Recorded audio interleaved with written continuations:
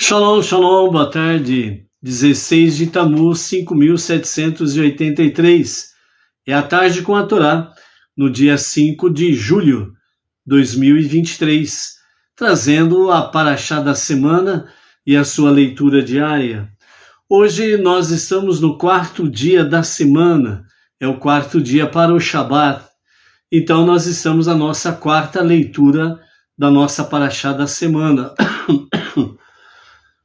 Nós estamos na Parashá Pinhas, onde temos aí momentos preciosos de decisões, um confronto entre o medo e a coragem, a ousadia e a omissão. Então, que patamar as pessoas ficam? Ficam com a coragem ou com o medo? Ficam com a ousadia ou a omissão? Pinhas traz para nós exatamente isso, enfrentar os nossos tabus, enfrentar os nossos medos, enfrentar os desafios, e diante deles nós precisamos responder ou um sim ou um não. E aí como que fica? Então a nossa Parashá da semana está recheada de momentos decisivos, onde nós precisamos, sem sombra de dúvidas, estarmos aí, todo dia, focados e preparados para tomarmos decisões, ok? Então, por isso, na nossa quarta leitura de hoje, nós estamos aí no capítulo 27, a partir do versículo 6 até o versículo 23, onde nós temos aí, no livro de Números, né, a nossa quarta leitura. Hoje nós vamos ver aí, né, a definição sobre a questão das filhas de Tselofihad, né, onde elas foram requerer junto a Moshe uma porção da terra, e ele foi consultar a Deus para saber qual a decisão que ele deveria tomar, tendo em vista que era um caso novo para ele. Vamos ver sobre o sucessor, Yehoshua, Josué, o sucessor de Moshe para os momentos finais desta jornada pelo deserto para adentrar a terra prometida. E ao pôr do sol de hoje, nós estaremos adentrando no dia 17 de Tammuz, né, do ano 5783, e então aí se inicia 3 semanas de luto, né, devido às grandes catástrofes que aconteceram nesse período de 3 semanas, né, a partir do dia 17 de Tammuz, e que vai culminar com o dia 9 de Av, né, onde aconteceu as 2 maiores catástrofes, que foram exatamente a destruição dos 2 templos, né? Então esse é um período que nós estaremos aí fazendo várias reflexões dentro desse período de 3 semanas de luto, ok? Então, amados, adentrando na nossa aliá de hoje, né, quarta aliá, capítulo 27 de Números e o versículo 6, e o versículo 7 nos fala, né, Deus falou a Moshe dizendo, as filhas de Tselofihad falaram certo, dê a elas uma porção dupla de herança, juntamente com os irmãos de seu pai, e transfira a herança de seu pai para elas, né? Então nós vimos aí exatamente, né, a ousadia das filhas de Tselofihad, né, em que foram requerer junto a Moshe uma porção da terra, e justamente uma posição totalmente oposta às dos 10 espias, da própria rebelião, né, dos homens judeus no deserto, onde disseram, vamos fazer um novo líder para nós e vamos voltar para o Egito. E as mulheres, né, as filhas de Tselofihad, a Mahla, Noar, Hogla, Milca e Tirtsa, elas foram para com Moshe e foram requerer uma parte, uma porção da terra na terra prometida. Então, a ousadia diante de um embate, a ousadia diante de uma dúvida, a ousadia diante da incerteza, elas tomaram uma posição. Vamos falar com Moshe. E então se apresentaram diante de Moshe, diante de Elazar, que já estava no lugar de Aharon como sumo sacerdote, e também das demais lideranças do povo. E ali então elas requereram o direito, tendo em vista que o pai dela, né, já tinha falecido, não tinha irmãos, só elas filhas, e elas requereram: nós queremos uma porção na terra prometida. Nós queremos a nossa parte. O nosso pai, ele morreu no deserto, né, por causa do seu próprio pecado, da sua própria, como diz, ele, né, voluntariamente, como um auto-sacrifício, ele simplesmente violou o Shabat para mostrar aos demais que a mitzvah de guardar o Shabat para o povo judeu, ela é eterna. Ele não fez parte de nenhuma rebelião e ele não induziu ninguém ao pecado. Então, elas requereram a parte delas, porque o pai delas tinha direito, de fato, a esta herança, a essa porção. Então nós vemos aqui, amados, né, dentro ainda da mesma questão de Pinhas, né, da Parashá, a ousadia diante dos desafios. O medo, ele só vai trazer para a pessoa coisas negativas, destrutivas, frustrações, derrotas e coisas semelhantes. O medo, ele faz com que as coisas ruins sejam atraídas para ela. Quanto mais medo a pessoa tem, mais coisas ruins são atraídas para perto dela, para que ela continue tendo medo. Mas quando as pessoas tomam uma atitude de ousadia, de coragem, o medo tem medo de chegar perto de você. Porque você enfrenta, você não dá mole para o azar, você não dá mole para o medo. Você coloca o medo e as forças negativas no seu devido lugar. Pinhas fez isto, diante da incerteza do caso de Zimri e Cosibi. Todos ficaram parados, perplexos, diante daquela ação nefasta de Zimri. Todos, entre aspas, né, os homens ali nas suas rebeliões contra Moshe, Aharon e Deus, vamos levantar novos líderes e vamos voltar para o Egito. Eles não falavam de ir para a terra prometida. E elas aqui não. Elas chegaram para Moshe e não falaram nada sobre rebelião, de não respeitar a sua autoridade ou algo semelhante. Elas foram requerer exatamente a liderança, aquilo que elas viram que era um direito delas. Nós queremos a nossa porção na terra prometida. Então elas já visualizaram a terra prometida. Elas visualizaram a posse da terra prometida. Elas visualizaram realmente com ousadia, com coragem, realmente tomando posse de que já estariam vivendo na terra prometida, na porção que lhe caberia ao seu pai. E elas receberiam como herança. E como Moshe consultou a Deus, porque era algo novo para ele, então Deus respondeu para ele nos versos 6 e 7 do capítulo 27, dizendo: as filhas de Tselofihad falaram certo. Dê a elas uma porção dupla de herança, juntamente com os irmãos de seu pai. Transfira a herança de seu pai para elas. E elas tiveram direito realmente a porção na terra prometida. Então, isso vem trazer para nós, sem sombra de dúvidas, o quê? Se nós queremos conquistar alguma coisa, nós precisamos tomar posse agora, já, imediatamente. Nós não podemos ficar aí, se, talvez, não sei se vai dar certo, será que vai, será que não vai, como que fica, como que não fica. Negativo.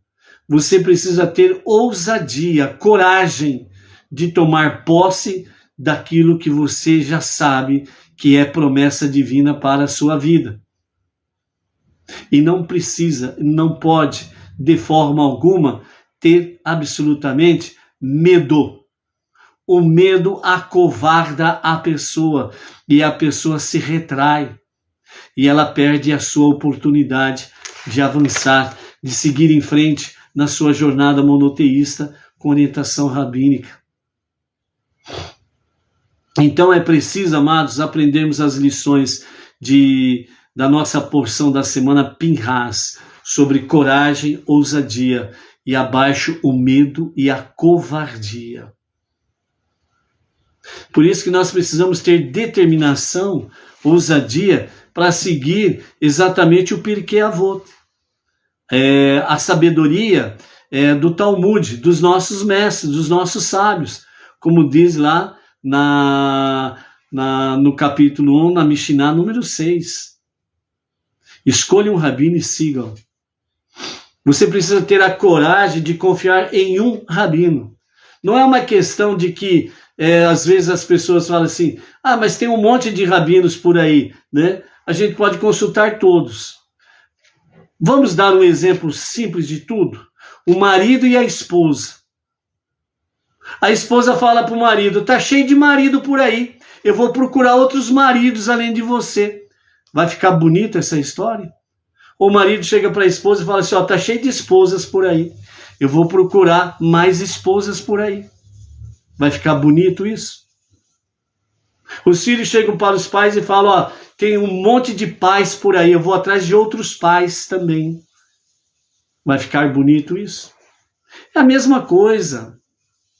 É ordem, decência, disciplina, hierarquia, compromisso, fidelidade com a liderança. Foi o que Pinhas trouxe para nós. As filhas de Tselofihad está mostrando para nós, e já vamos ver em Yehoshua, também dentro desse mesmo aspecto.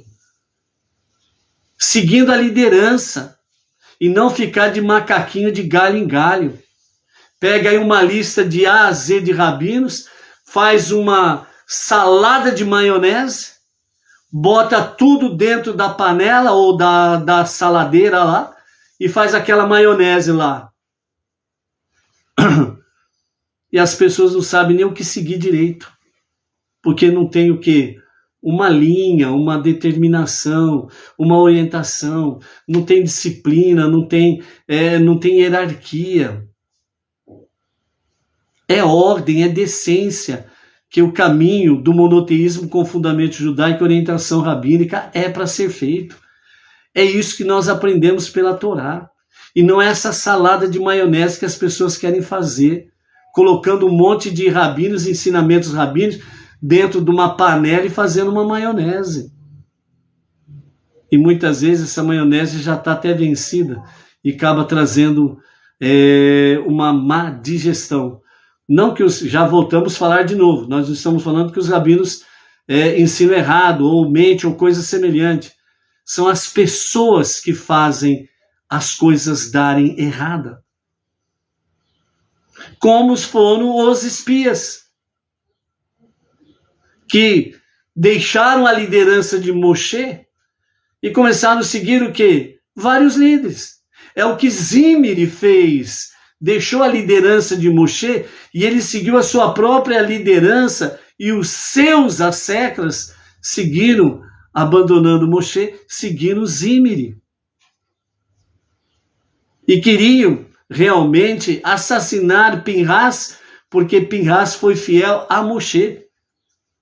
Moshe, naquele momento em que ele teve uma como diz assim, ele esqueceu o que a lei dizia.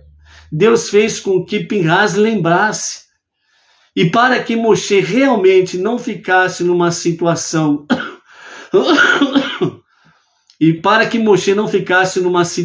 de incapacidade e ficasse de uma forma, vamos dizer assim, desvalorizado diante de todo o povo, Pinhas tomou uma decisão baseada na lei, na autoridade de Moshe. Tanto é que ele não foi reprovado por Moshe. Tanto é que ele foi aprovado por Deus. Então, o que realmente nós temos para nós dentro da Parashá de Pinhas é a ousadia, a coragem de você ter a honradez de obedecer o que diz os sábios do Talmud. Escolha um rabino e sigam as suas orientações, siga a sua liderança e faça as coisas com decência e com ordem e com disciplina, honrando o seu mestre. E não fazendo aí que nem as pessoas por aí afora vai que gosta de pular cerca para tudo quanto é lado. Entendeu? Isso não convém. Já pensou, por exemplo, dentro das forças de segurança ou as forças armadas, por assim dizer, o coronel chega lá e dá uma ordem. Aí vem o cabo dá outra ordem. Aí vem o sargento dá uma outra ordem. O que vai virar isso? Uma bagunça. Então, por isso que as coisas precisam ter disciplina. Quando o povo saiu do Egito, e você não pode esquecer disto, a contagem, ela foi uma contagem dentro de uma ordenança de exército. O acampamento em torno do Michigan, o tabernáculo no deserto, foi um acampamento em formação de exército. Isso significa disciplina. Isso significa hierarquia. Isso significa ordem e não bagunça. E não bagunça. Uma boiada desembestada, sem freio e sem linha e sem carretel, não acaba bem. Não acaba bem. As pessoas trazem confusão para si mesmo. Olha o que Moshe fez quando foi questionado pelas filhas de Tselofihad. Ele não sabia o que responder. Ele poderia responder qualquer coisa, ele não era o líder. Ele poderia responder qualquer coisa, mas o que ele fez? Ele foi consultar o seu líder, Deus. Ele obedeceu à disciplina. Ele obedeceu o ordenamento. Ele consultou a Deus. E Deus lhe deu a direção que ele tinha que fazer. E ele obedeceu à sua liderança. Então, em tudo, nós vemos que realmente Deus ele traz para nós o quê? A disciplina, a ordem, a decência, a hierarquia, para que as coisas possam fluir naturalmente. Então, por isso, a nossa paraxá de Pinhas é realmente para nos desafiar a nós termos a coragem, a ousadia de nós decidirmos obedecer o ordenamento dos sábios do Talmud. Capítulo 1 e Mishnah número 6. Escolha um rabino e siga o seu derech, as suas orientações, os seus ensinamentos. As coisas vão andar bem. As coisas vão dar certo para a tua vida, para a tua família e para a tua comunidade Benei Noa e para a sua sinagoga Benei Noa. Porque você estará dentro do ordenamento da vontade divina. Então, quando Deus falou para o que Moshe tinha que fazer, ele foi e deu a herança para as filhas de Tselofihad. E aí, já na sequência, nós vemos aí os versos 8 até o verso número 11, onde fala sobre a questão da herança. Ou seja, de acordo com a reivindicação das filhas de Tselofihad, as coisas foram colocadas mais ainda em ordem. Ou seja, quando as pessoas seguem a disciplina, seguem a hierarquia, seguem o ordenamento, as coisas vão se ajustando no seu devido lugar. Olha só, do verso 8 ao verso 11, do capítulo 27 de Números, nós temos aí as leis da herança, que é uma sequência da reivindicação das filhas de Tselofihad. Fale aos filhos de Israel dizendo, disse o Eterno para Moshe, se um homem morrer e não tiver filho, vocês transferirão sua herança para sua filha. Se não tiver nenhuma filha, você dará sua herança aos seus irmãos. Se não tiver nenhum irmão, você dará sua herança aos irmãos de seu pai. Se seu pai não tiver nenhum irmão, você dará sua herança ao parente mais próximo, a ele da família de seu pai, que a herdará. Esta será uma lei estatutária para o povo judeu, como Deus ordenou a Moshe. Então vejam bem que aí, de acordo com a ousadia, a coragem, né, das filhas de Tselofihad, de reivindicar aquilo que é correto, direito, dentro da disciplina, da hierarquia e do ordenamento. Desculpa aí, gente. Baruatá Adonai do Reino Melech Haolam, cheira com de valor.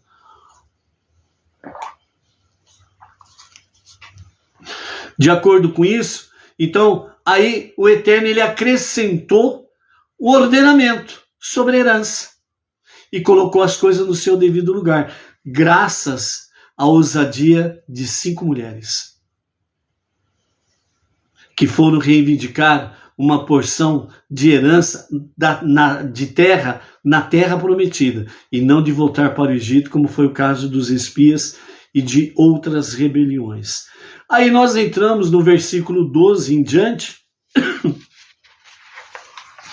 e nós vamos até o versículo de número 22, até o versículo 23, que é exatamente sobre a questão da sucessão de Moshe, onde mais uma vez nós vamos ver sobre a questão de disciplina, hierarquia, ordenamento. E mais uma vez nós vamos ver exatamente o que o Pirkei Avot fala. Capítulo 1, Mishnah 6. Escolha um rabino e sigam. E aqui nós vamos ver exatamente o que está dentro desse aspecto aqui. Nós não podemos fazer do monoteísmo uma salada de maionese, uma bagunça. Nós precisamos dar uma visão correta do que é o monoteísmo com fundamento judaico e orientação rabínica, sem deixar transparecer que é mais um movimento religioso por aí afora vai, por causa da bagunça que alguns fazem no meio do monoteísmo, fazendo ao kit salada de maionese e não fazendo as coisas como devem ser feitas dentro da disciplina, hierarquia, dentro do ordenamento, dentro da modéstia. Dentro da modéstia. Nós vimos aí o que o Pirkei Avot fala no capítulo 1, na Mishnah 6. Se o rabino que você escolhe ou que você ouve, ele diz, você não precisa consultar outros 5 rabinos para saber se o que ele disse é correto ou não. E é o que muita coisa está acontecendo no meio dos monoteístas, trazendo uma visão que é mais uma religião, é mais uma bagunça, por causa desta falta de zelo para com as coisas do Eterno.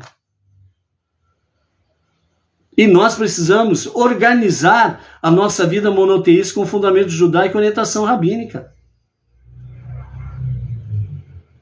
Você precisa ser um espelho de Deus. E você precisa encarar a realidade e a seriedade dos fatos. A Torá é a nossa resposta. A sabedoria dos mestres trazem para nós respostas. É uma questão de você ter a humildade e a coragem de assumir a posição correta e não aquilo que você quer, que você acha que deve ser. O que você acha não interessa.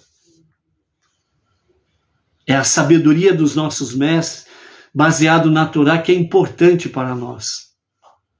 É isso que é importante que nós precisamos saber. Quando o general ele chega diante da tropa e dá uma ordem, é porque ele foi devidamente preparado para aquilo. E quando a tropa ela está devidamente equilibrada, ela está devidamente disciplinada, ela está dentro da modéstia e dentro do recato, ela acata. a ordem dada. Então é uma visão para nós entendermos que a palavra de Hashem, por que nós falamos que o Eterno, ele é o Eterno de Sevaot, que é o Eterno dos exércitos. Ou seja, nós estamos reconhecendo que o Eterno, ele é o comandante supremo da tropa. Ele é o comandante supremo deste exército monoteísta com fundamento judaico e orientação rabínica. Então nós não podemos fazer uma bagunça desse exército. É isso que você precisa entender. Ok? Então vejam bem, a partir do versículo 12, Moshe, ele aproveita as reivindicações das 5 filhas de Tselofihad, ele aproveita o momento em que Deus ele vem colocar os pingos nos is sobre a questão da herança, e agora então Moshe ele fala, então agora é o momento de eu começar a pedir o que é do meu interesse também. E qual que era o interesse de Moshe? Era que os seus filhos viessem substituí-lo, uma causa natural. Obviamente, Moshe, a liderança, ele, obviamente para ele, assim como Aharão, o seu irmão, viu o seu filho Elazar assumindo a sua função de Kohen Gadol, obviamente Moshe queria ver os seus filhos assumindo a sua posição de liderança diante do povo. Algo natural. Porém, Moshe, ele tem disciplina. Ele tem humildade para obedecer ordens superiores. Então ele vai reivindicar, mas ele se sujeita à vontade do seu superior, Deus. Então Deus disse a Moshe, suba aqui até a montanha Avarim e olhe para a terra que eu dei aos filhos de Israel. Quando você a tiver visto, você também se juntará ao seu povo, assim como Aharão, seu irmão, se juntou, porque você desobedeceu meu mandamento no deserto de Etzim, durante a disputa comunal, quando era esperado que você me santificasse com a água na presença deles. Elas foram as águas da discórdia em Kadesh, no deserto de Etzim. E Moshe falou a Deus dizendo, ó Deus, que conhece os pensamentos de todos, Deus deve indicar alguém capaz sobre a congregação, alguém que tenha coragem para sair para a guerra à frente deles e retornar à frente deles, alguém cujo mérito seja suficiente para levá-los para a guerra e trazê-los de volta em segurança, de modo que a congregação de Deus não seja como um rebanho sem pastor. E Deus disse a Moshe, convença seu leal servente, Yehoshua, Josué, o filho de Nun, a aceitar a liderança, pois ele é uma pessoa com espírito de profecia nele. E após sua mão sobre ele, e trago a presença de Elazar, o sacerdote, e a toda a congregação, instrua-o na presença deles, conceda-lhes um pouco do brilho que há em tua face, de modo que toda a congregação dos filhos de Israel escute a ele da mesma forma como escuta você. E quando Yehoshua precisar sair para a guerra, ele ficará na frente de Elazar, o Kohen Gadol, e perguntará a ele para esclarecer a lei através do Urim, Vetumim, diante de Deus. Eles sairão para a guerra somente pela palavra de Elazar, o Kohen Gadol, e eles voltarão da guerra pela palavra dele. Ambos, ele junto com todo Israel e a congregação inteira do Sanhedrim, Moshe fez o que Deus ordenou a ele. Ele trouxe Yehoshua diante de Elazar, o sacerdote, e da congregação inteira. Ele apoiou suas mãos sobre ele e o instruiu de acordo com o que Deus disse a Moshe. Ok? Então vamos agora, aquilo que nós temos através de Rambam, Maimônides, Talmud, Midrash, Rashi, o nosso Rebbe Menachem Mendel, o que ele nos fala desta passagem até esse momento aqui, sobre a questão de Yehoshua. Então, primeiramente, o que nós temos aqui? Moshe disse, é hora de pedir por minhas próprias necessidades, segundo Rashi, que meu filho herde minha alta posição. Obviamente, é algo natural, não tem nada de errado aí, e Moshe não estava fazendo absolutamente nada de errado ao tentar reivindicar que o seu filho, né, que ele tinha 2 filhos, Gershon e Eliezer, certo? Que assumisse realmente a sua posição. Porém, segundo Rashi, Provérbios capítulo 27, verso 18, diz assim: aquele que guarda a figueira come de seu fruto. Aquele que guarda a figueira come de seu fruto. Ok? Ou seja, então, Yehoshua, Josué, era aquele que guardava a figueira e, portanto, ele era digno de comer do seu fruto. O que significa isto? O Midrash, ele complementa o que Rashi diz. Então, o Midrash diz assim, o Midrash Bamidbar, Rabá 21, verso 14. Deus disse a Moshe: aquele que guarda a figueira come do seu fruto. Seus filhos se sentavam e não se ocupavam com o estudo da Torá. Mas Yehoshua serviu a você com devoção e demonstrou muito respeito a você.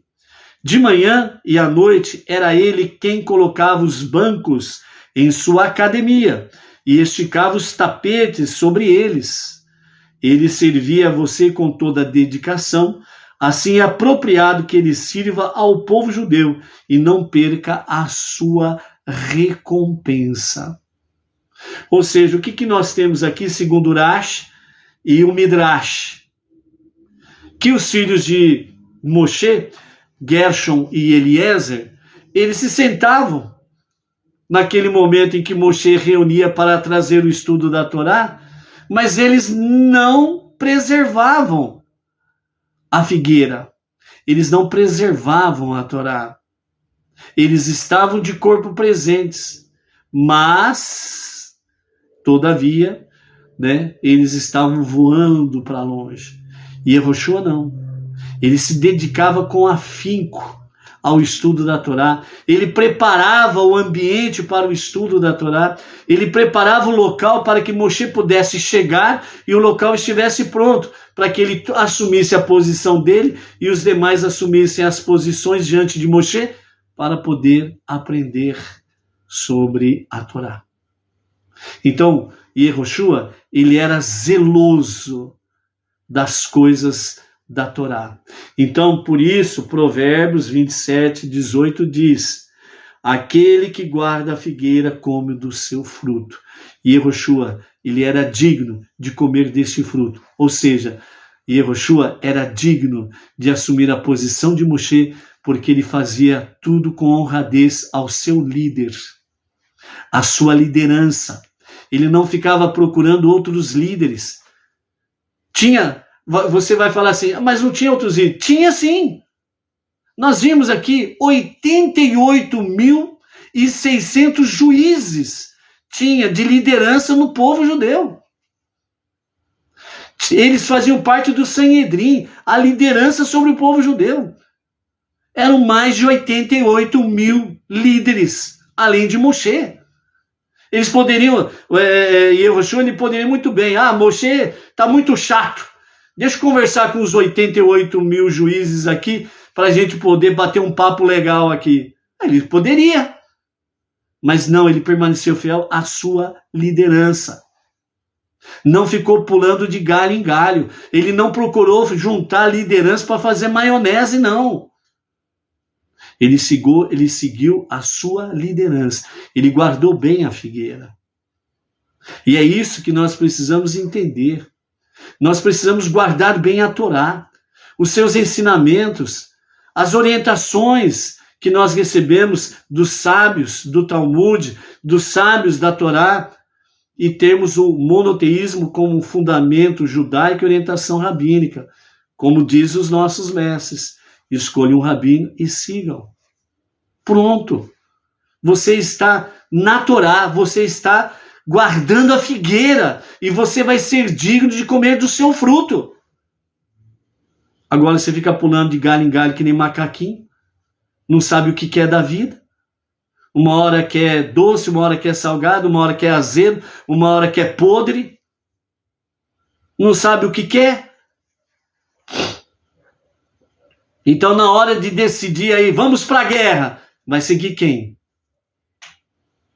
Quem vai ser o teu comandante? Quem vai ser a tua liderança? Ah, mas um disse para ficar quieto, outro disse que é para chegar e descer o sarrafo. A outro falou que é mais ou menos, outro falou não sei o que lá. Então o que eu vou fazer? Qual a decisão que eu vou tomar? Um disse que tem que rebentar a boca do balão. Outro disse que não é bem assim. Pode ser só meia boca do balão. Ah, mas outro disse que assim, ó, não tem conversa não. É pabum e tchau, acabou. Aí outro fala, não, é assim, é assado, é não sei o que lá. Aí como que você vai agir? Qual orientação você vai seguir? Se você dá atenção para tudo quanto é, entre aspas, orientações.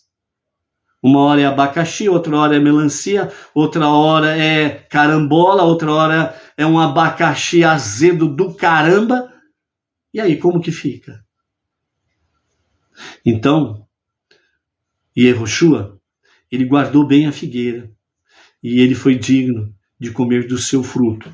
Então, nós temos aí os comentários de Irash e do Midrash. Mas nós temos também o comentário, né, que consta em Yalkut Reuveni, né, que é de Megale Amukot, parágrafo 1, em Rulim 60b, ele diz assim: Moshe estava certamente consciente que seus filhos não eram instruídos como Yehoshua.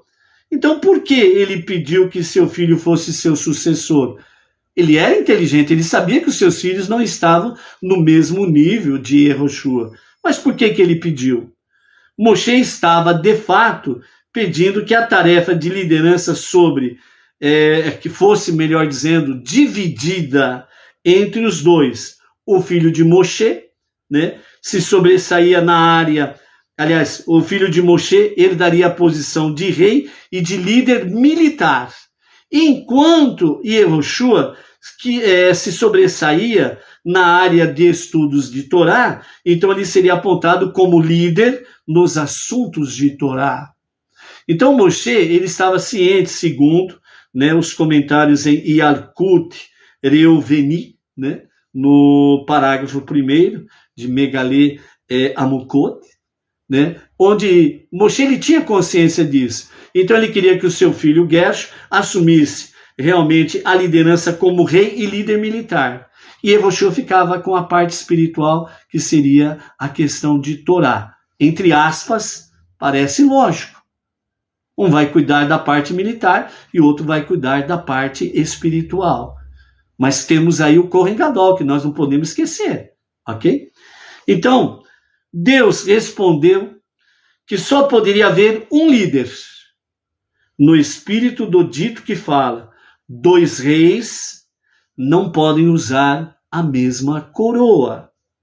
2 reis não podem usar a mesma coroa. E isso daqui é importante por quê?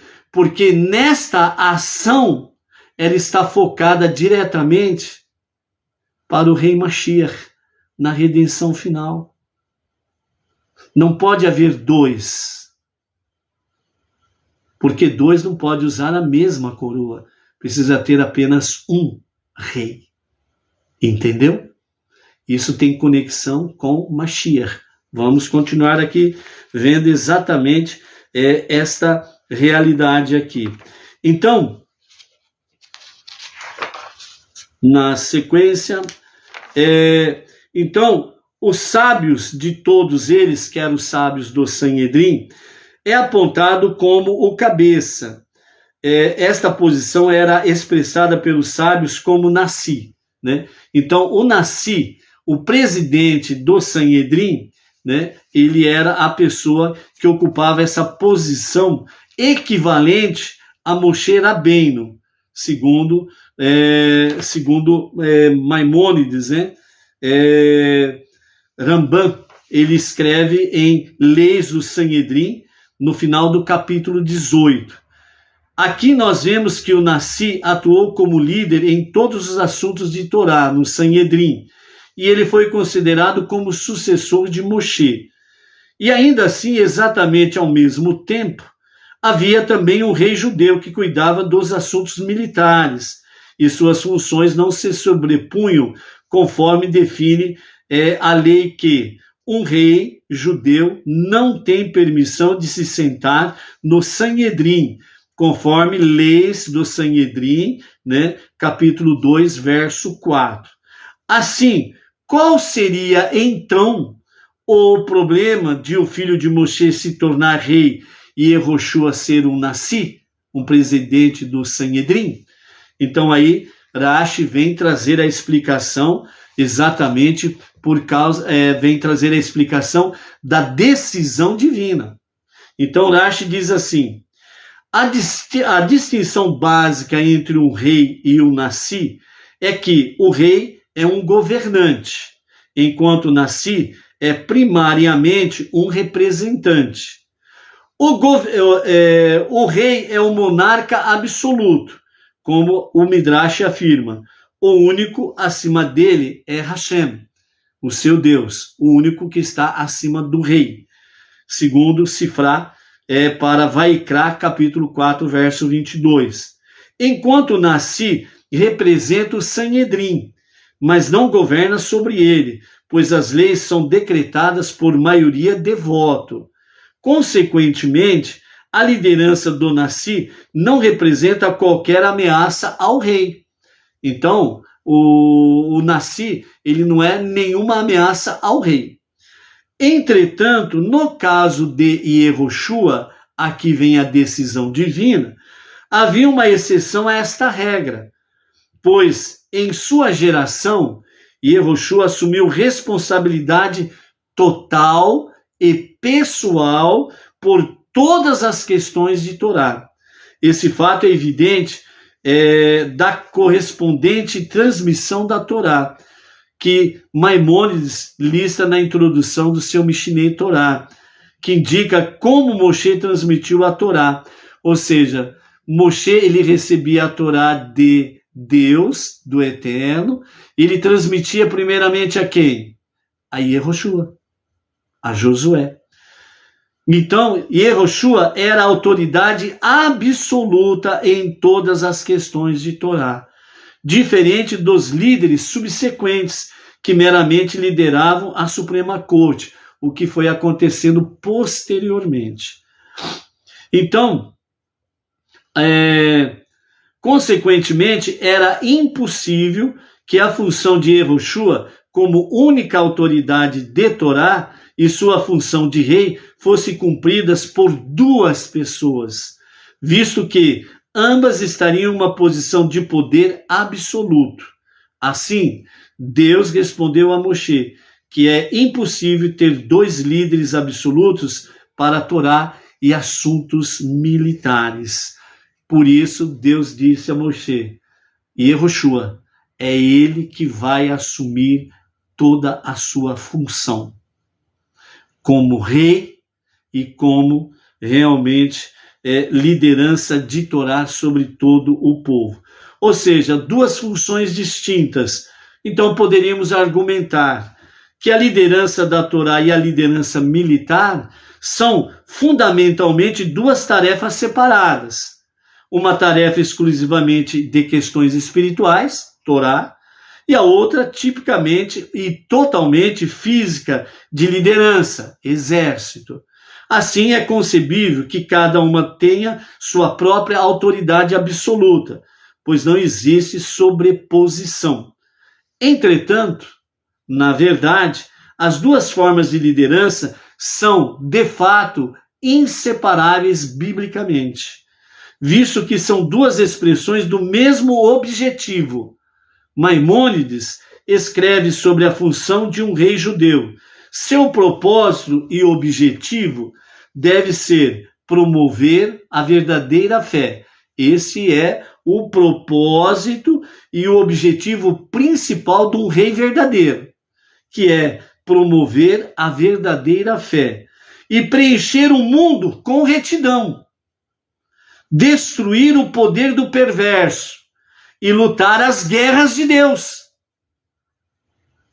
Por isso que Yehoshua não poderia ter um outro líder absoluto do lado dele. Por isso que diz o dito: 2 reis não pode vestir não pode usar a mesma coroa. Então Yehoshua, ele preencheu esses requisitos. Moshe, ele também foi à guerra. Moshe foi aquele que matou o gigante Og, por exemplo. Entendeu? E ao mesmo tempo liderando como líder de Torá. E Yehoshua exercia as mesmas 2 funções.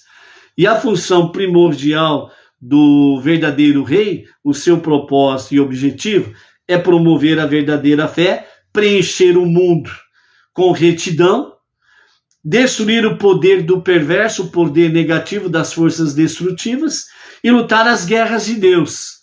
Você já está visualizando Mashiach aí. Você já está visualizando Mashiach aí. A função de Mashiach para a redenção final. Pois o rei é designado, antes de mais nada, para cuidar da lei e da guerra, segundo Maimônides, né, escrito em Leis dos Reis, no final do capítulo 4.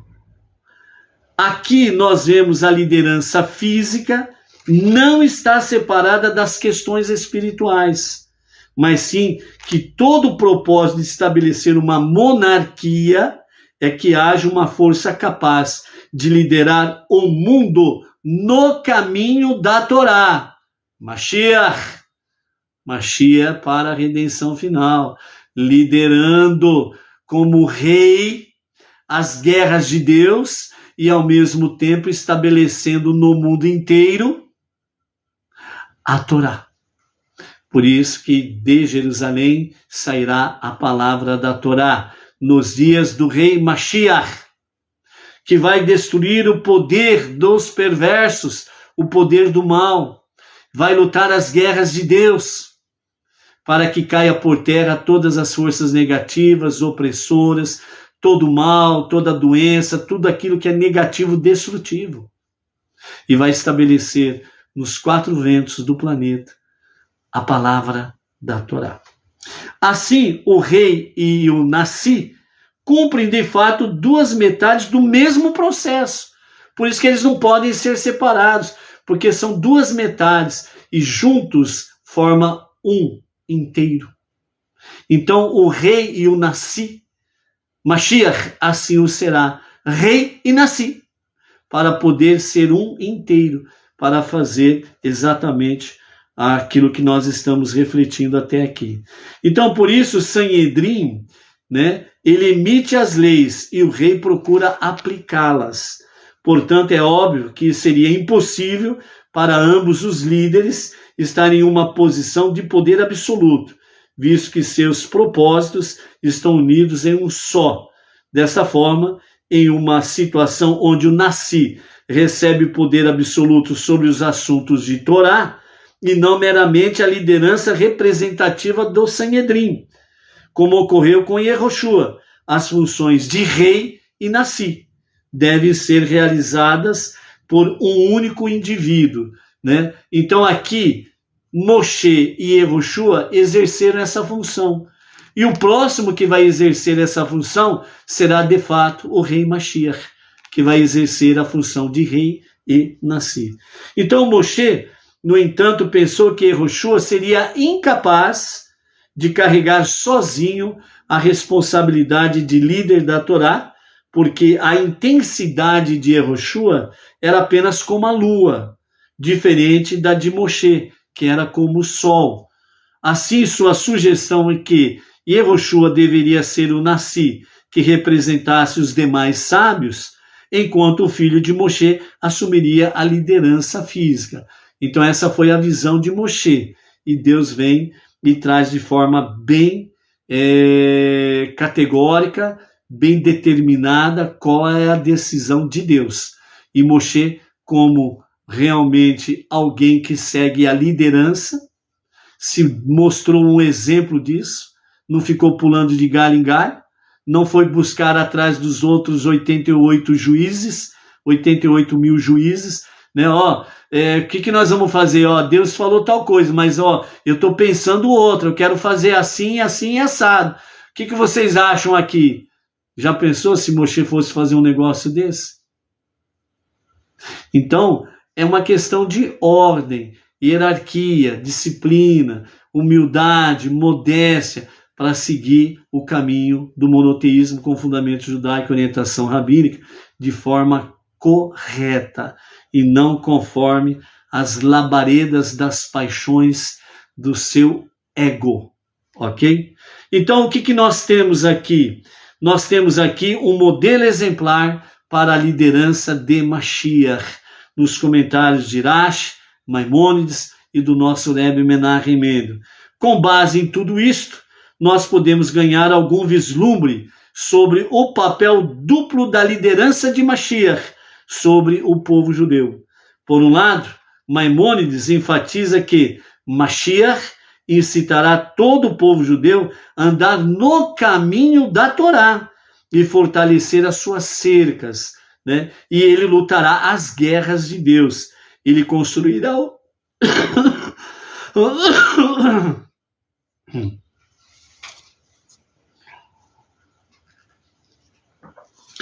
Mashiach construirá o Beit HaMikdash no seu lugar e ele reunirá os dispersos de Israel.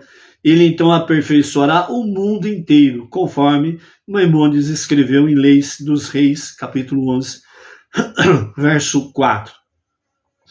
Todas estas atividades são claramente as tarefas de um rei, cujo trabalho é promover a verdadeira fé, preencher o mundo com retidão e quebrar a força dos perversos e lutar as guerras de Deus. É o que exatamente Mashiach fará plenamente, completamente e perfeitamente nos dias da redenção final. E vejam bem, amados, que é interessante que nós vemos aqui Maimônides trazendo, né, que Mashiach, ele incitará todo o povo judeu a andar nos caminhos de Torá e fortalecer suas cercas. O que significa fortalecer suas cercas? É fortalecer a disciplina, o ordenamento, a hierarquia, a modéstia, a compostura, e não ficar pulando cerca. Ah, hoje eu vou pular cerca aqui, que eu vou lá com o líder fulano de tal. Ah, hoje eu vou pular a cerquinha daqui e vou lá com aquele rabino A. Ah, hoje eu vou pular a cerquinha aqui, eu vou com aquele outro lá, do outro lado de lá. Não, é fortalecer a cerca, estarmos dentro da Torá. E não ficarmos pulando cerca aí, dentro da Torá e das 7 leis universais. Ok? Maimônides ainda ele diz que ele menciona as qualidades de Mashiach que caracterizam ele também como um Nassi, um presidente. Aquele rei que surgirá da semente de David será um gênio maior que Salomão, e um grande profeta. Assim ele ensinará a todo o povo e lhe mostrará o caminho de Deus, e todas as nações virão para ouvi-lo, como Maimônides escreveu em Leis de Teshuvá, capítulo 9, verso 2. Ou seja, todas as nações virão para ouvi-lo. Isso também está dentro da Torá, em vários salmos e vários profetas, trazendo realmente que as nações convergirão para Deus, através dos dias de Mashiach na redenção final, ok? Para o único e verdadeiro Deus, né? Onde temos aí as profecias, né, que 10 dentre as nações pegarão no tzitzit, né, nas franjas de um judeu, e vai dizer para ele, eu vou subir contigo para Jerusalém, porque eu estou sabendo que Deus está contigo, que Deus está abençoando vocês, e eu também quero ser abençoado. Né? Então as nações convergirão para Deus. E o resultado disso nos dias de Mashiach, na era messiânica, a ocupação do mundo inteiro será somente conhecer a Deus. Por quê? Porque Mashiach, nas guerras de Deus, ele vai derrotar totalmente o que é perverso, as forças negativas, destrutivas, o mal. Então não terá mais a inimizade, não terá mais guerras. Os animais selvagens não serão mais selvagens. Não haverá mais animosidade entre pais e filhos e pais, por exemplo. Não haverá mais motivo de animosidade entre as pessoas, entre familiares, vizinhos, nações e assim sucessivamente. Então as nações se ocuparão de conhecer a Deus. Através de quê? Através de Mashiach, que através de Jerusalém fará sair a palavra da Torá, né? Então, como que isso é possível? Você tem uma noção hoje dentro da questão da internet, por exemplo. O que acontece do outro lado do mundo, instantaneamente, do outro lado, está assistindo, por exemplo, né? Então, vamos dizer nos termos que nós conhecemos no momento, né? Obviamente, poderá ser de forma ainda muito mais ampla do que nós vamos falar aqui. Mas, por exemplo, a internet. Hoje, nós estamos aí na live, à tarde com a Torá. Estamos indo para vários recantos do Brasil e do mundo. Ao mesmo tempo, instantaneamente. Então, Mashiach fará isto. Será simultâneo entre todas as nações. Ele ensinando o povo judeu e, ao mesmo tempo, ensinando as nações. Todos no telão, por assim dizer, obviamente, né? Poderá ser algo muito mais amplo e muito mais perfeito, obviamente, nos dias de Mashiach. Mas todos ali diante do telão, né? Nas suas casas, nas suas comunidades, nas suas cidades, nos seus países, assistindo aulas de Torá com Mashiach e aprendendo cada vez mais, né, os ensinamentos divinos. Então, por isso, Maimônides ele estabelece que Mashiach será a combinação de ambos, rei e Nassi, em uma única pessoa, assim como Moshe e Yehoshua ocuparam essas duas funções, por sua vez, cada um deles, ok? As duas fases, né, da liderança de Mashiach, ainda, né, os nossos mestres trazem para nós, essas duas funções de Mashiach, a mais revolucionária é a de rei, pois promover a verdadeira religião, preencher o mundo com retidão, a ponto de o mundo inteiro viver consciente de Deus, é uma inovação sem precedentes, né? Hoje, para falar sobre monoteísmo com fundamento judaico, você ainda encontra muita resistência. E Mashiach vai quebrar todas as resistências que haverá no princípio do seu reinado, para estabelecer plenamente o seu reinado messiânico, ok? Então a função de Nassi, por outro lado, ela é específica ao ensino da Torá. Embora Mashiach ensinará conceitos novos e extraordinários, esses são, na realidade, conceitos mais profundos da Torá original que foi dada no Monte Sinai a Moshe. Assim, o papel de rei é mais revolucionário que o de Nassi, porque o rei ele vai estabelecer realmente a consciência entre as nações, então ele vai guerrear as guerras de Deus.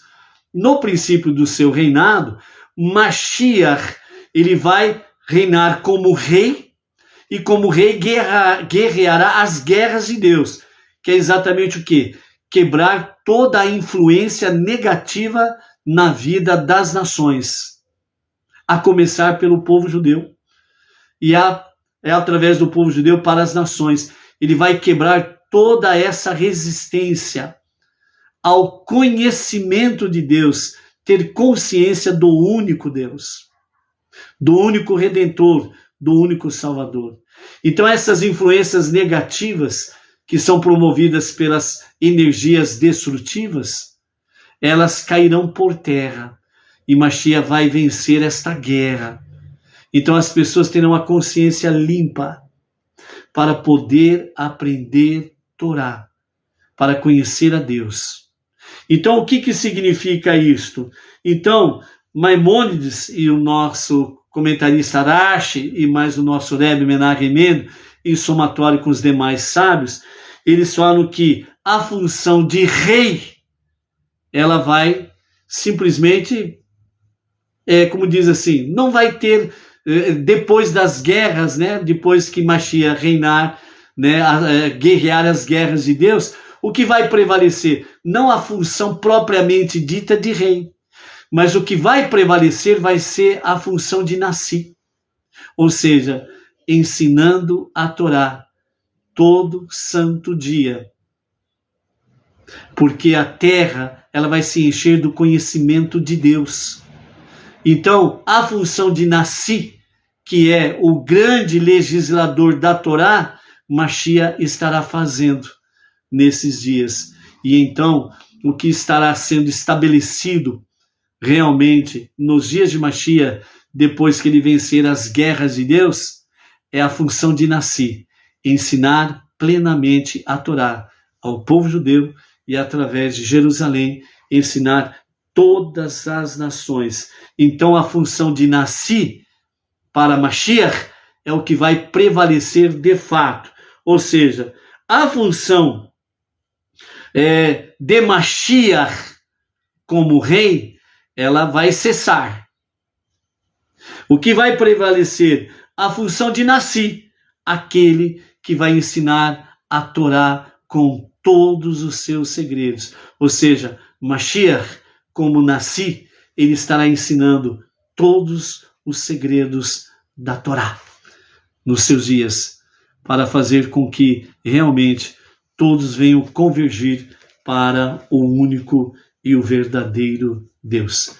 Por isso, amados, se nós seguirmos de forma diligente, se nós seguirmos de forma realmente como os sábios do Talmud nos orientam, nós estaremos cada vez mais abreviando a revelação do justo e o verdadeiro Mashiach.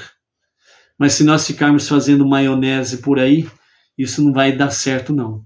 Por isso, vamos viver um monoteísmo com fundamento judaico e orientação rabínica. A nossa orientação rabínica está na liderança do nosso Rav Yaakov Gerenstad. Ele é o nosso líder. E é esta liderança que nós seguimos e procuramos seguir e levar em frente cada vez mais ao conhecimento das pessoas. Uma liderança sólida, firme, com muita sabedoria, com muito altruísmo e com muita fidelidade. Então, por isso, vamos seguir a orientação dos nossos sábios do Talmud, para que nós possamos abreviar a revelação do justo Mashiach a qualquer momento, e a qualquer momento mesmo. Amém. Vê. Amém. Com a graça de Hashem, amanhã estaremos de volta aí, seguindo a nossa Parashá Pinhas. Viva o sonho de Deus nos dias de Mashiach.